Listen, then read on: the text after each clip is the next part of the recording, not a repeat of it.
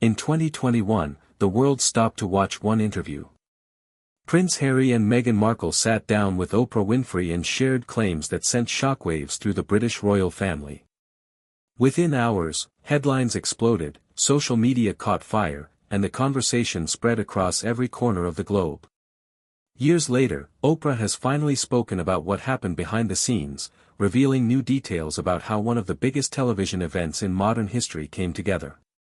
But what really happened before the cameras started rolling? And why is that interview still dividing people today? Long before the famous broadcast, Oprah had already tried to interview Meghan. Back in 2018, around the time of the royal wedding, she approached Meghan for a conversation, but Meghan declined.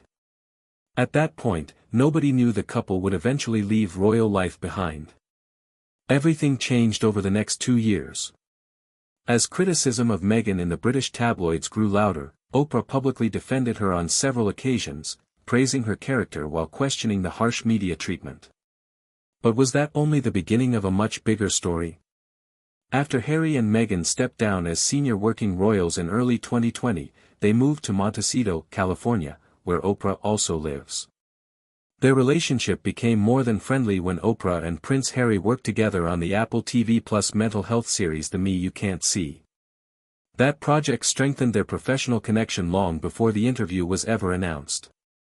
Once Harry and Meghan decided they were finally ready to speak publicly, Oprah knew the opportunity could become one of the biggest television moments ever. But making it happen would take far more than simply booking a date. Behind closed doors, Oprah's production company handled every detail with extreme secrecy. Strict legal agreements protected the project, and very few people knew exactly what was being planned. Even more surprising, Oprah insisted that no questions would be shared with Harry or Meghan in advance. Network executives didn't know what would be said. Producers didn't know which stories would be revealed. Oprah wanted genuine reactions, not rehearsed answers. It sounded like the perfect formula. But it also carried enormous risks. What if the conversation went somewhere nobody expected? Critics later accused Oprah of asking questions that were too gentle. They argued she gave the couple an easy platform instead of challenging their claims. Oprah defended her approach by saying her goal wasn't to debate them. She wanted them to tell their story in their own words. She believed open-ended questions would reveal more than aggressive cross-examination ever could. Whether people agreed or not, the interview instantly became one of the defining television events of the decade. But another massive battle was happening behind the scenes, and it involved millions of dollars. Television networks immediately recognized the interview's value. CBS secured the American broadcasting rights for an estimated $7 to $9 million. Advertisers rushed to buy commercial space, paying around $325,000 for just 30 seconds on air, roughly double the normal primetime rate. Every advertising slot disappeared almost instantly. Harry and Meghan were not paid for participating, something Oprah made clear from the very beginning. Still, the interview generated enormous profits for the companies involved. But the real fight had only just begun.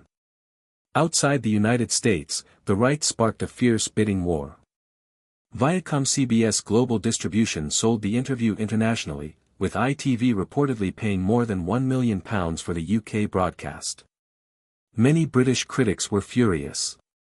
They believed American companies were making huge profits from one of Britain's most sensitive family stories. The timing only added fuel to the fire.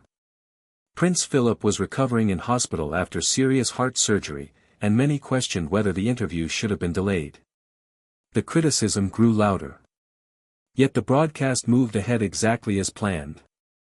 Was that decision worth the controversy? More than 60 million people eventually watched the interview around the world.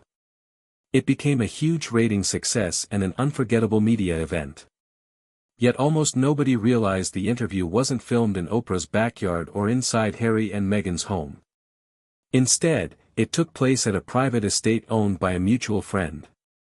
Pandemic safety rules helped keep the location completely locked down. Paparazzi stayed away. Royal aides couldn't get close. The secrecy remained intact until long after filming ended. Every detail of the production was carefully designed. Oprah refused to share her questions with the couple's public relations team beforehand. She wanted honest reactions, natural emotions, and authentic moments. The conversation lasted more than 3.5 hours. Later, editors reduced all that footage to an 85-minute television special. That editing process shaped the story millions of viewers would eventually see. But one simple question, lasting only a few seconds, would become the moment everyone remembered. Before Harry joined the conversation, Oprah sat alone with Meghan. Meghan explained that whenever questions about the royal family came up, she had learned to stay silent. Then Oprah leaned forward and asked, "Were you silent, or were you silenced?" Meghan answered immediately. The latter. Those two words echoed across the world. Within minutes, clips flooded TikTok, Instagram, X, and countless other platforms. The exchange became one of the most shared moments on social media. Memes appeared almost instantly. People quoted it in conversations far beyond the royal family. For supporters, it symbolized Meghan finally finding her voice. For critics, it represented a carefully crafted television moment. But that wasn't even the interview's biggest revelation. The claims that followed created an even greater storm. Meghan spoke about conversations that allegedly took place while she was pregnant with Archie. She claimed there had been concerns within the family about how dark his skin might be when he was born. She also suggested those discussions were connected to questions about titles and security. The allegation immediately dominated headlines around the world. Then Meghan spoke about her mental health, revealing she experienced severe suicidal thoughts during her pregnancy. She said she sought help but believed the institution refused because it would damage its public image. The emotional interview left millions of viewers stunned. But more surprises were still coming. Meghan also challenged years of tabloid reporting. She rejected the long-running story that she had made Kate Middleton cry before the royal wedding. According to Meghan, the opposite happened. She said Kate made her cry during a stressful disagreement but later apologized by sending flowers. Then came another unexpected claim. Harry and Meghan revealed they believed they had been privately married in their backyard 3 days before the public ceremony. Later, official records confirmed their legal wedding took place at Windsor Castle, and the Archbishop of Canterbury clarified there had been no separate legal marriage. That contradiction would later become one of the interview's most debated points. When Harry joined the conversation, he described his own struggles with the monarchy. He claimed his father, then Prince Charles, had stopped supporting him financially after the couple left royal duties. He also said Charles had stopped taking his phone calls for a period of time. Harry spoke emotionally about fearing history would repeat itself, comparing the intense media pressure surrounding Meghan to the relentless attention that haunted his late mother, Princess Diana. Those comparisons struck an emotional chord with many viewers. But how would the public respond? In America, many people viewed Harry and Meghan as victims trying to escape an impossible situation. Across Britain, opinions often moved in the opposite direction. Many believed the interview unfairly attacked one of the country's oldest institutions. Others questioned the timing, pointing out that millions of ordinary families were struggling through lockdowns, job losses, and uncertainty while wealthy public figures discussed personal conflicts from a California estate. The divide became impossible to ignore. The media reaction quickly intensified. Television host Piers Morgan dramatically walked off the set of Good Morning Britain after arguing with a colleague over Meghan's claims about mental health. Thousands of complaints followed, and his departure from the program became another major headline connected to the interview. British newspapers published detailed fact checks, challenging many of the couple's statements. Meanwhile, public figures in North America, including Beyoncé, Serena Williams, and Amanda Gorman, voiced support for Meghan. Even political leaders found themselves answering questions about the controversy. But everyone waited for one response above all others. Buckingham Palace stayed silent for 36 hours. Then Queen Elizabeth II released a statement that was only 61 words long. One phrase immediately stood out: "Some recollections may vary." Those 4 words became almost as famous as the interview itself. The palace also said the issues would be addressed privately within the family. Around the same time, reports emerged that allegations involving Meghan's treatment of palace staff were being investigated internally, shifting attention back toward the couple. Soon after, Prince William broke with normal royal practice by responding directly when asked whether the royal family was racist. He answered firmly that they were very much not a racist family. His unusual response showed just how much pressure the monarchy was facing. As the months passed, another debate began to grow. Experienced journalists questioned Oprah's interviewing style.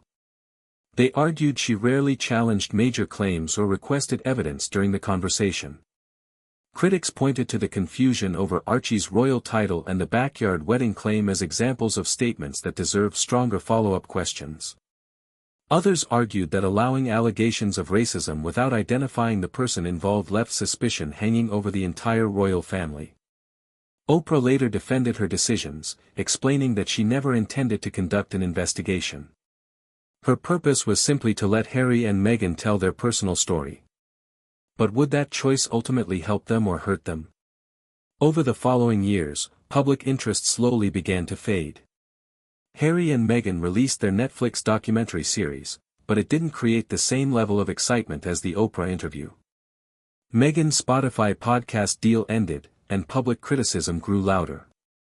Satirical shows like South Park and Family Guy mocked the couple's repeated public appearances while speaking about privacy. By 2025 and 2026, Meghan shifted toward lifestyle projects, including a cooking series and a guest role on MasterChef Australia. Even so, polling suggested their popularity had fallen to historic lows in both Britain and the United States. Oprah largely stayed away from the couple's later media campaigns. She maintained that the interview succeeded because Harry and Meghan chose to speak openly without holding anything back. Whether people viewed the broadcast as a courageous act of truth-telling or a missed journalistic opportunity, almost everyone agreed on one thing. It permanently changed the relationship between Harry, Meghan, and the royal family. It also changed how millions of people around the world viewed the monarchy itself. Years later, the questions remain. Did the interview expose hidden truths that needed to be heard? Or did it deepen divisions that can never fully be repaired?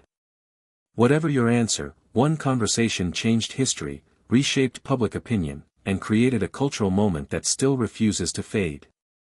And that may be the most remarkable part of the story.